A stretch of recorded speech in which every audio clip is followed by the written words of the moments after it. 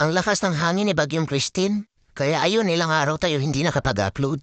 Pero buti na lang naging okay na yung internet, kaya ito. I-upload na natin yung mga request ng mga idol natin. Gaya nga dito kay Boss Mark, puro nag-ielong paniki yung request. At kay Boss Eric naman, Ice Minion. Parehas din dito kay Boss Mark, puro minions naman yung request. Pero kay Boss Isa, Blue Dragon yung tawag niya. At iba-iba ngayong tawag nila dito sa event troops. Kaya ito, ginamit ko na puro ipis lang yung laman ng army camp. At ito na nga, 80 ipis lang yung laman ng army camp ko dito. Pero dahil sa hindi tayo makapag-request ng event troops sa reinforcement, kaya ito 4 na muskuladong ipis na lang yung nilagay ko. At ito nga yung mga pets at equipments na nakaset sa mga hero.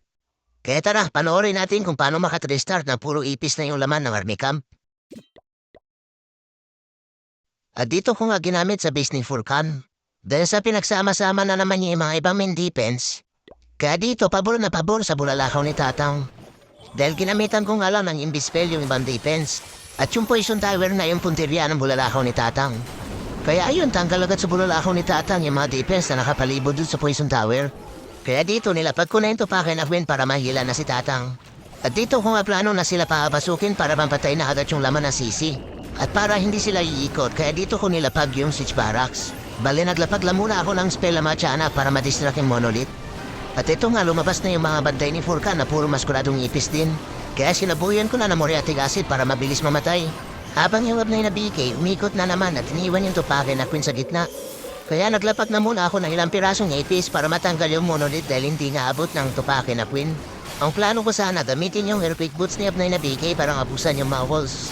Kaso na Abnoy na naman at umikot nga. Kaya dito nilapag ko na lang yung Hirong Tomboy sa may taas, kasama ng ilang pirasong ipis. Para kahit paano may susuporta kay Hirong Tomboy. At siya na ngayon bahala ang ubo sa mga defense na nandun sa taas. At balik na dito kay Abnoy na BK, plano ata ikutan yung buong base. Kaya dito ginamit ko na yung bola ni BK para matanggal agad yung mga buildings na nasa gilid. Kasama ng earthquake boots para mabuksan na yung mga pader. Kaya ayun, nagkaroon ng access yung mga hero dito sa mga defense. At balik naman dito kay Hirong Tomboy. Mukhang nagunpi na ata ng mga tambay na tiyanak at mga defense. Kaya ayun, ginamit ko na agad yung ability para lumabas na yung mga alagang baboy. At ginamitan ko ng reach para mabilis matanggal yung mga defense. At meron pa nga ako natitirang 28 ipis. Kaya naglapag-lapag na lang ako na ilang piraso para may susuporta kay Hirong Tomboy. At yung mga naiwan, ginawa ko na lang panglinis.